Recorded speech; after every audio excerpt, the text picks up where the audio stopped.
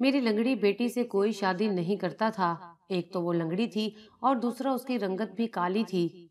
मैं रिश्ते करवाने वाली को पैसे दे देकर थक चुकी थी, मगर वो जो भी रिश्ता लेकर आती, लड़के वाले मेरी बेटी को देखकर इनकार कर देते। मेरी बेटी की उम्र निकलती जा रही थी और मैं इसी गम में निढाल हुए जा रही थी। तभी मेरे जहन में एक ख्याल आया। मैंने जल्दी से अपने छोटे बेटे का रिश्ता उसकी पसंद की जगह पर तय कर दिया और बारात वाले दिन शर्त रख दी कि जब तक लड़की का भाई मेरी लंगड़ी बेटी से निकाह नहीं करेगा, मैं बारात लेकर नहीं आऊंगी। मजबूरन उन्हें मेरी लंगड़ी बेटी को अपनी बहू बनाना पड़ा।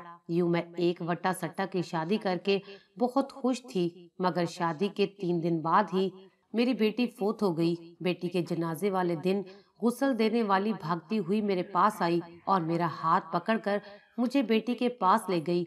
और फिर जैसे ही उसने मेरी बेटी के ऊपर से कफन हटाया, मेरे तो पैरों तले से जमीन निकल गई, क्योंकि मेरा नाम कमल है। एक माँ अपनी औलाद के लिए अपना सुख चैन, अपना हर पल अपनी औलाद पर कुर्बान कर देती है, सिर्फ इसलिए कि उसकी औलाद खुश और आबाद रहे। जब मेरी शादी हुई तो शादी के पहले दिन ही मेरे शोहर ने कहा था कि मुझे सवालों जवाब करने वाली औरतों से सख्त चिढ़ है। मैं क्या करता हूँ, क्या नहीं, और कहाँ जाता हूँ, कहाँ नहीं, इन सब से तुम्हें कोई फर्क नहीं पड़ना चाहिए। मैं तुम्हें और अपने होने वाले बच्चे को कभी किसी चीज की कमी नहीं होने दूंगा।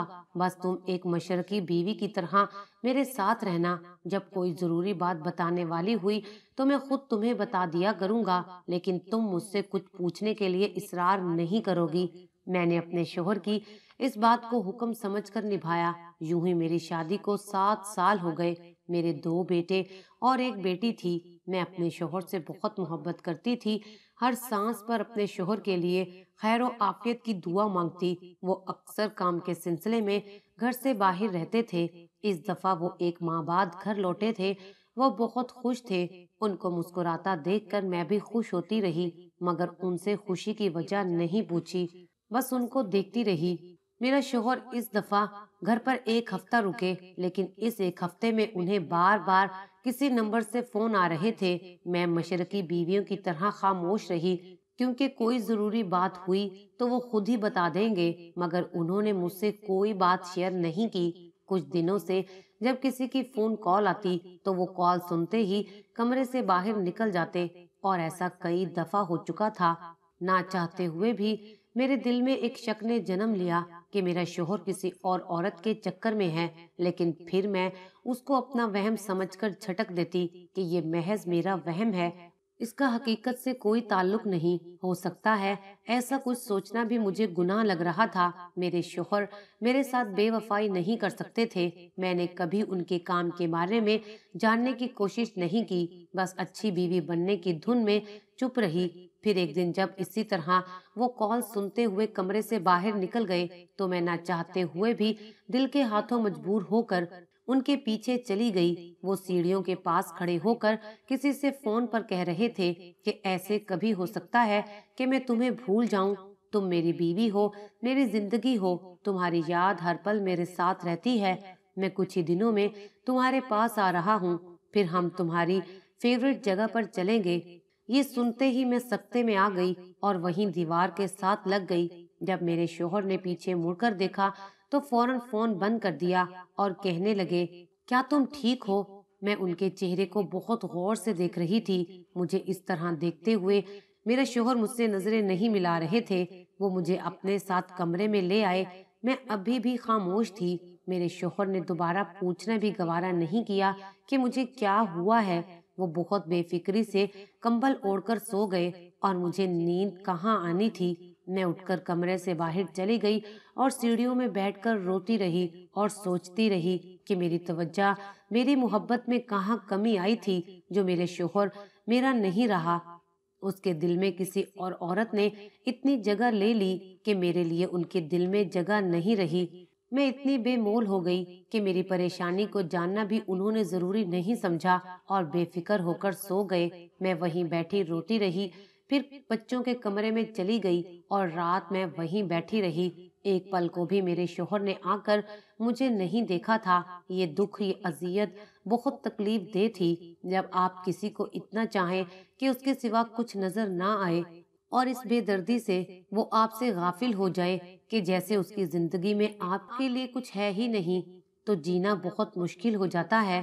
میں اپنے بچوں کے کمرے میں نیچے بیٹھی رو رہی تھی جب میرا بڑا بیٹا وقاص سوتے ہوئے اٹھ گیا اور میرے پاس آ کر بیٹھ گیا۔ اس نے کہا، اماں کیا بات ہے، آپ اس وقت یہاں، کیا ہوا ہے؟ آپ کی طبیعت تو ٹھیک ہے؟ میں نے کہا کہ میرے بچے، میں بالکل ٹھیک ہوں، ایسے ہی دل گھبرا رہا تھا تو یہاں آ کر بیٹھ گئی۔ تم سو جاؤ، میں اپنے کمرے میں جا رہی ہوں۔ میں بھاری قدموں سے چل کر بچوں کے کمرے سے اٹھ کر باہر آ گئی۔ میری طبیعت ٹھیک نہیں تھی۔ اچانک مجھے چکر آ گئے اور میں بے ہوش ہو گئی۔ جب ہوش آیا تو ہاسپٹل میں تھی۔ ڈاکٹر میرے شوہر سے کہہ رہے تھے کہ آپ جانتے ہیں کہ آخری مہینے چل رہے ہیں، آپ کی بیوی اس حالت میں ہے کہ کسی بھی طرح کی ٹینشن ان کے لیے اور ان کے ہونے والے بچے کے لیے خطرناک ثابت ہو سکتی ہے۔ پھر آپ اتنے لاپرواہ کیسے ہو گئے؟ میرے شوہر نے میری طرف دیکھا اور کہا کہ آپ فکر نہ کریں، آگے سے ایسا کچھ نہیں ہوگا۔ ہم واپس گھر آ رہے تھے، راستے میں میرے شوہر نے مجھ سے کہا، اگر کوئی بات تھی تو تم مجھے بتا دیتی، کم از کم آج تمہاری وجہ سے ڈاکٹر کی باتیں تو نہ سننا پڑتی۔ میں پھر بھی خاموش رہی اور ان کی کسی بات کا کوئی جواب نہیں دیا۔ ہم گھر پہنچ گئے، میں بھی گاڑی میں تھی جب میرے شوہر مجھ سے پہلے ہی گاڑی سے نکل کر اندر چلے گئے۔ یہ وہی شخص تھا جو کبھی مجھ سے محبت کا دعویٰ کرتا تھا، آج ایک دم سے ایسے بدل گیا کہ جیسے میں اس کی کچھ بھی نہیں لگتی۔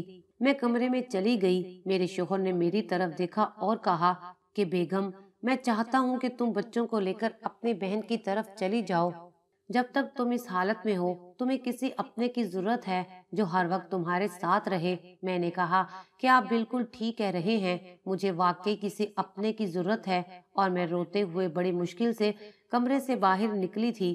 میرا ضبط ٹوٹ چکا تھا، میں اب برداشت نہیں کر سکتی تھی، بس ہر وقت یہ باتیں سوچ سوچ کر روتی رہتی تھی کہ میرے شوہر نے دوسری شادی کی ہوئی ہے اور اس بات کا کسی کو علم بھی نہیں تھا۔ وہ کام کا بہانہ بنا کر کئی مہینے گھر سے دور رہتے ہیں اور میں نادان ان کے بہانوں اور جھوٹ کو سمجھ نہیں سکی۔ وہ جو کہتے رہے اور میں وہی سچ مان لیتی رہی۔ کبھی ان سے سوال نہیں کیا تھا، نہ کبھی پوچھا تھا کہ کہاں جا رہے ہیں، کب آئیں گے۔ میں اپنے شوہر پر اندھا اعتبار کرتی تھی جو مجھے بہت مہنگا پڑ گیا۔ میرے ہاں جب ننھی سی پری نے جنم لیا تھا تب میں اسے دیکھ کر روتی رہتی۔ میرا شوہر ایک دفعہ بھی اپنی بیٹی کو دیکھنے نہیں آیا تھا۔ میری بہن جو میرے ہر دکھ سکھ میں میرے ساتھ رہی، اس نے مجھے اس طرح کسی سوچ میں ڈوبے ہوئے دیکھا تو کہا کہ کمل کیا بات ہے، میں کافی دنوں سے دیکھ رہی ہوں کہ تم چپ چپ سی ہو، کچھ بولتی نہیں ہو۔ میں نے کہا کہ نہیں، بس ویسے ہی طبیعت ہی ایسی ہے۔ لیکن میری بہن مجھے سمجھتی تھی۔ اس نے میرے پاس آ کر کہا، میری طرف دیکھو، اور میں اس کی طرف دیکھتے ہی پھوٹ پھوٹ کر رونے لگی۔ میری بہن مجھے اس طرح دیکھ کر پریشان ہو گئی۔ اس نے کہا کہ بتاؤ تو صحیح کہ کیا ہوا ہے، تم اس طرح کیوں رو رہی ہو؟ میں نے کہا کہ میرا مان، میرا بھروسہ سب کچھ کرچی کرچی ہو گیا ہے، میں تنہا رہ گئی ہوں۔ میری بہن نے کہا کہ مجھے کچھ سمجھ نہیں آ رہی ہے کہ تم کیا کہہ رہی ہو۔ میں نے کہا کہ میرے شوہر نے دوسری شادی کر لی ہے، اسے میرا اور میرے بچوں کا کوئی خیال نہیں رہا۔ آپ نے دیکھا کہ وہ اپنی بیٹی کو دیکھنے بھی نہیں آئے۔ میری بہن بھی یہ سن کر پریشان ہو گئی تھی۔ اس نے کہا کہ تمہیں یہ سب کس نے بتایا ہے؟ میں نے کہا کہ اگر یہ بات مجھے کسی سے پتہ چلتی تو میں کبھی یقین نہ کرتی، لیکن یہ سب میں نے خود اپنے کانوں سے سنا ہے۔ میری بہن مجھے تسلی دینے لگی۔ میرے 2 بیٹے اور 1 بیٹی تھی۔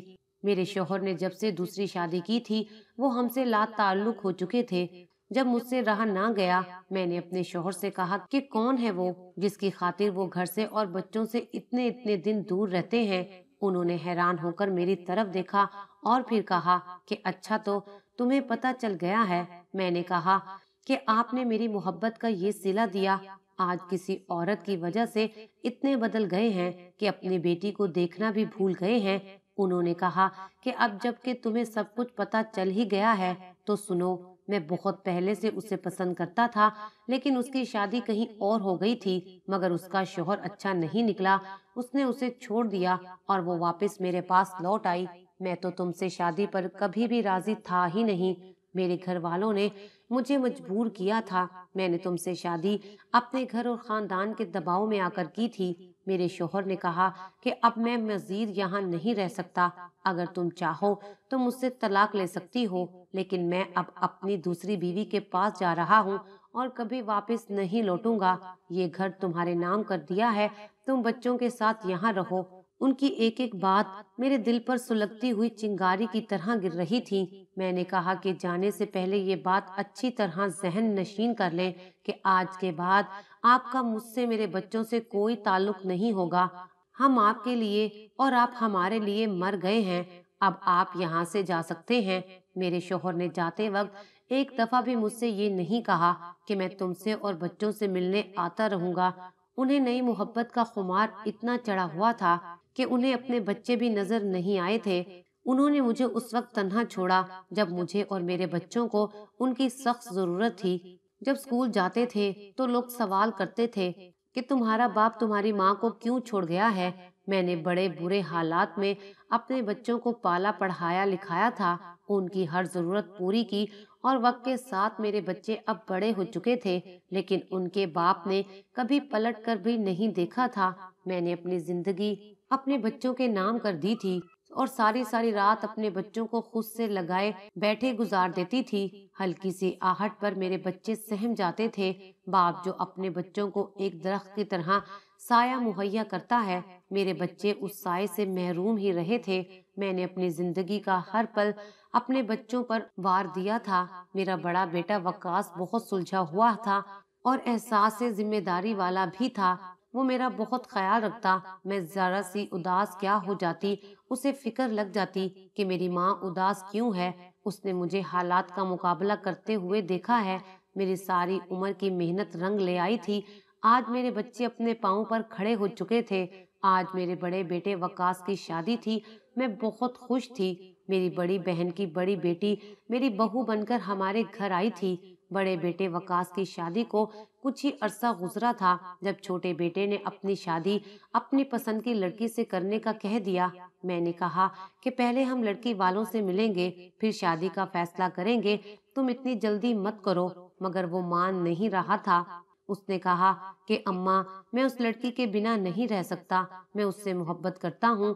وہ کہتی ہے کہ اگر میں نے اس سے شادی نہ کی تو اس کے گھر والے اس کی شادی کہیں اور کر دیں گے۔ میرے بڑے بیٹے نے بھی چھوٹے کو بہت سمجھایا کہ اتنی جلد بازی میں کیے گئے فیصلے ٹھیک نہیں ہوتے۔ اگر اس لڑکی کو تم سے اتنی ہی محبت ہے تو وہ اپنے گھر والوں کو تمہارے لیے راضی کرے۔ میرا چھوٹا بیٹا الیاس ناراض ہو کر اپنے کمرے میں چلا گیا۔ میں اس کے لیے پریشان تھی، ساری رات سو نہیں سکی تھی، اس لیے اگلے ہی دن اس کی بتائی ہوئی جگہ پر اپنے بڑے بیٹے اور بہو کو لے کر لڑکی دیکھنے چلی گئی۔ جب میں وہاں پہنچی تو دیکھنے میں سب ٹھیک لگ رہا تھا، لڑکی بھی خوبصورت تھی، لیکن دل کہہ رہا تھا کہ جو نظر آ رہا ہے ویسا ہے نہیں۔ ہم کافی دیر وہاں بیٹھے رہے، پھر گھر کے لیے نکل پڑے۔ گھر پہنچے تو میرا بیٹا دروازے پر ہی کھڑا ہمارا انتظار کر رہا تھا۔ میں نے مسکراتے ہوئے کہا کہ بڑی جلدی ہے صاحبزادے کو شادی کی۔ اس نے کہا کہ اماں، سب سے پہلے مجھے یہ بتائیں کیسی لگی آپ کو میری پسند؟ میں نے کہا کہ اندر چلو بیٹھ کر بات کرتے ہیں۔ وہ بہت اتاولا ہو رہا تھا۔ میں نے کہا کہ بیٹا، میں تمہاری ماں ہوں، کبھی کچھ ایسا نہیں کروں گی جس سے تمہیں زندگی میں پچھتانا پڑے۔ میں تمہارے لیے وہی سوچوں گی اور کروں گی جو تمہارے حق میں بہتر ہوگا۔ اس نے کہا کہ ماں، صاف صاف بات کریں، آپ کیا کہنا چاہ رہی ہیں؟ میں نے کہا کہ وہ لڑکی ویسے تو اچھی ہے لیکن تمہارے لیے صحیح نہیں ہے۔ ان لوگوں کا رکھ رکھاؤ مجھے ٹھیک نہیں لگا۔ میری بات سنتے ہی میرا بیٹا الیاس غصے میں آ گیا۔ اس نے آج تک مجھ سے اس لہجے میں بات نہیں کی تھی جس طرح وہ آج کرنے لگا تھا۔ میرے دل نے کہا کہ آخر خون کبھی نہ کبھی تو اپنا رنگ دکھا ہی دیتا ہے۔ الیاس بیٹے نے کہا کہ آپ کو باقی سب سے کیا لینا دینا، آپ کو میری خوشی عزیز ہونی چاہیے تھی۔ میں نے اس لڑکی سے کہا تھا کہ میری ماں آج ہی تمہیں میرے نام کی انگوٹھی پہنا کر آئیں گی، لیکن اماں، آپ نے مجھے بہت مایوس کیا ہے، اب جو کرنا ہے میں خود ہی کر لوں گا۔ میں بیٹھی اسے دیکھتی رہی تھی۔ آج بالکل وہ اپنے باپ کی طرح مجھ سے بات کر رہا تھا۔ میں اٹھ کر اپنے کمرے میں چلی گئی۔ رات کتنی دیر تک یہی سوچتی رہی کہ کیسے اپنے بیٹے کو سمجھاؤں، اسے میری بات سمجھ نہیں آ رہی تھی۔ صبح جب اٹھی اور نیچے آ کر بیٹھی تو الیاس نے پھر سے وہی بات کی۔ میں نے کہا بیٹا تھوڑا انتظار کر لو، تمہاری جلد بازی کہیں تمہیں نقصان نہ پہنچائے۔ اس نے کہا کہ بس کر دیں اماں، مجھ سے آپ کے لیکچر اب اور نہیں سنے جاتے۔ وہ بولتا ہوا گھر سے نکل گیا۔ یہ کیا ہو گیا ہے اس لڑکے کو؟ اس لڑکی کی اندھی محبت نے اسے کچھ دیکھنے کے قابل بھی نہیں چھوڑا تھا۔ میں اس کی شادی اپنی بہن کی چھوٹی بیٹی سے کرنا چاہتی تھی اور وہ بھی الیاس کو پسند کرتی تھی، مگر میرا بیٹا تو کچھ سننے کو تیار ہی نہیں تھا۔ کچھ ہی دیر بعد میری بہو کچھ گھبرائی ہوئی میرے پاس آئی اور کہا کہ اماں جی وہ ثانیہ۔ میرے دل کی دھڑکن تیز ہو گئی۔ میں نے کہا کہ کیا ہوا ثانیہ کو؟ اس نے کہا کہ اس کا ایکسیڈنٹ ہوا ہے، آپ میرے ساتھ چلیں۔ فوراً ہم ہسپتال پہنچے۔ میری بیٹی کی حالت بہت نازک تھی، بڑی دعاؤں سے اللہ تعالیٰ نے اسے دوبارہ زندگی دی تھی۔ میں اب تھک چکی تھی، مزید کوئی دکھ مجھ سے برداشت نہیں ہوتا تھا۔ اس ایکسیڈنٹ میں میری بیٹی کی ٹانگیں ضائع ہو گئیں۔ ایک جوان بیٹی کو اس حالت میں دیکھنا مجھ سے برداشت نہیں ہو رہا تھا۔ میں اس کی دکھ کی وجہ سے بستر سے جا لگی۔ کیا کیا ارمان تھے میرے اپنی بیٹی کی شادی کو لے کر، مگر اب ایک معذور سے کون شادی کرے گا؟ ایک دن میں نے پوچھا کہ بیٹی ثانیہ تمہارا ایکسیڈنٹ کیسے ہوا؟ اس نے کہا کہ اماں کچھ لوگ مجھے اغوا کرنا چاہتے تھے، میں ان سے بچ کر بھاگی تو آگے سے گاڑی سے ٹکرا گئی۔ پتہ نہیں وہ لوگ کون تھے اور میری بیٹی کو کیوں اغوا کرنا چاہتے تھے۔ یہ تو اللہ کا شکر ہے کہ میری بیٹی کی جان بچ گئی۔ میں نے رشتے والی کو اپنی بیٹی کے لیے کہا ہوا تھا، مگر ہر کوئی میری معذور بیٹی کو دیکھ کر انکار کر دیتا، اور اوپر سے اس کا رنگ بھی سانولا تھا۔ ایک کے بعد ایک دکھ نے مجھے بہت کمزور کر دیا تھا۔ کافی دن گزر چکے تھے لیکن میرا چھوٹا بیٹا گھر نہیں لوٹا تھا۔ میں نے بہت فون کالز کی لیکن اس نے اپنا نمبر آف کر لیا۔ آج وہ کسی کی خاطر اپنی ماں سے منہ موڑ کر بیٹھا تھا۔ وہ نہیں جانتا کہ اس کی ماں نے ان کے لیے کیا کچھ نہیں سہا۔ جب اس نے اپنا موبائل نمبر آن کیا میں نے کال کی۔ اس دفعہ اس نے کال اٹینڈ کر لی تھی۔ میں نے کہا کہ گھر آ جاؤ، جو بھی بات ہے سامنے بیٹھ کر کرتے ہیں، اس طرح حالات سے بھاگتے نہیں ہیں۔ اس نے کہا کہ اماں میں تب تک گھر نہیں آؤں گا جب تک آپ میری بات نہیں مان لیتی۔ میں نے کہا کہ ٹھیک ہے گھر آؤ، میں تمہاری بات ماننے کے لیے تیار ہوں۔ وہ گھر آ گیا۔ میں نے اسے کہا کہ میں جتنا بھی تمہیں سمجھا سکتی تھی سمجھا لیا، اب جیسے تم کہو گے میں اس کے لیے تیار ہوں۔ وہ ایک دم سے خوشی سے اچھلنے لگا۔ پھر گھر میں شادی کی تیاریاں شروع ہو گئیں۔ میں بھی ایک سوچے سمجھے منصوبے کے مطابق اپنے بیٹے کی شادی کر رہی تھی۔ جب الیاس کی بارات لے کر جانے کا وقت آیا تو میں نے لڑکی والوں کے سامنے یہ شرط رکھ دی تھی کہ اگر آپ کا بیٹا میری معذور بیٹی سے شادی کرے گا تو میں بارات لے کر آؤں گی، ورنہ یہ رشتہ ختم سمجھیں۔